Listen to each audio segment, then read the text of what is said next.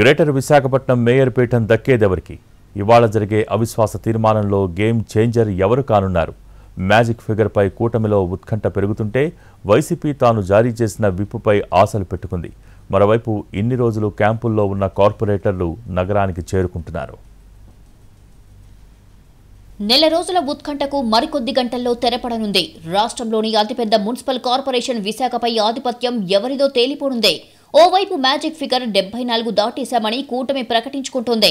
ఇటీవల 4 కార్పొరేటర్లు వైసీపీకి రాజీనామా చేయగా 3 జనసేనలో చేరిపోయారు.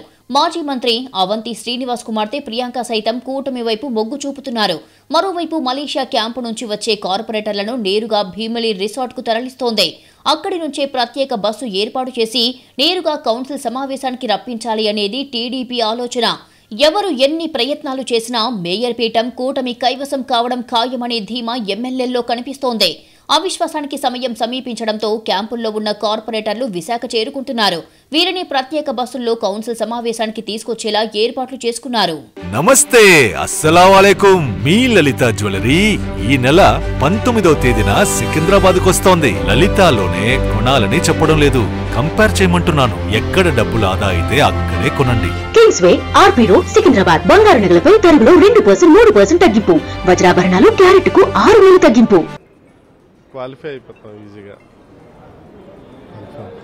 సంఖ్యాబలం అందులో సరిపడా సంఖ్యాబలం దానికి మించే ఉంది, ఇబ్బంది ఏం లేదు. ఇప్పుడు ఇక్కడి నుంచి మిమ్మల్ని ఎక్కడ తీసుకెళ్తున్నారు? మళ్ళీ ఎక్కడ అరేంజ్ చేశారు, మరి నాకు ప్లేస్ తెలియదు. దసపల్లో లేకపోతే ఇంకోటో తెలియదు. వాళ్ళు అరేంజ్ చేసింది. ఆల్రెడీ పెద్దలు ఉన్నారు కదా, వాళ్ళతో పాటు మేము రన్ చేయడం. అటు వైసీపీ అవిశ్వాసం కోసం ఏర్పాటు చేసిన ప్రత్యేక కౌన్సిల్ సమావేశాన్ని బహిష్కరించింది. ఫ్యాన్ సింబల్ పై గెలిచిన 58 మంది కార్పొరేటర్లకు విప్ ని జారీ చేసింది. వీళ్లలో 25 మంది పార్టీ ఫిరాయించగా అనర్హత వేటుకు ఏర్పాట్లు చేసుకుంటోంది. ఇందులో భాగంగానే అందుబాటులో ఉన్న కార్పొరేటర్లకు నేరుగాను క్యాంపులకు వెళ్లిపోయిన వారి కుటుంబ సభ్యులకు నోటీసులు అందజేసింది. కూటమి బెదిరింపులతో తప్పనిసరి పరిస్థితుల్లో కొందరు అధికార పక్షంతో ఉండాల్సి వచ్చిందని, వారిప్పుడు తమకే ఓటేస్తారని చెబుతోంది వైసీపీ. జీవీఎంసీలో కార్పొరేటర్లు తీసుకెళ్లిపోయినా, ప్రలోభాలు పెట్టినా కూడా ఇవాళ కూడా మేము గెలుస్తామని నమ్మకం మాకు పూర్తిగా ఉంది. మా మెజార్టీ ఉంది. వాళ్ళు కూడా బలవంతంగా వెళ్ళారు తప్ప వాళ్ళ పార్టీని ధిక్కరించే వ్యక్తులు కాదు. మీ ప్రభుత్వాన్ని భయపడి అనేక రకాలుగా వాళ్ళు భయపెట్టి ఆందోళనకు గురి చేసి వాళ్ళతో ఉండే పరిస్థితి క్రియేట్ చేశారు. రే బలవంతంగా తీసుకెళ్తున్నారు, భయపెడుతున్నారు. వాళ్ళ వ్యాపారాలు బంద్ చేస్తామని, వాళ్ళు పోలీస్ కేసులు పెట్టేస్తామని అనేక ఆందోళనకు గురి చేస్తున్నారు. వాళ్ళు ఎంతో బాధపడుతూ ఏడుస్తూ కష్టంగా వెళ్తున్నారు. బట్ రేపు చూడండి, మేము విజయం సాధిస్తాం.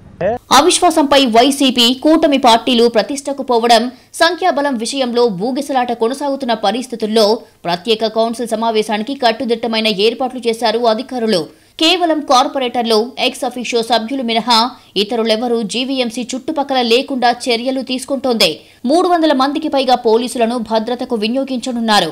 సమావేశ ప్రాంగణం మొత్తం సీసీ కెమెరాల పర్యవేక్షణలో ఉండేలా జాగ్రత్తలు తీసుకున్నారు.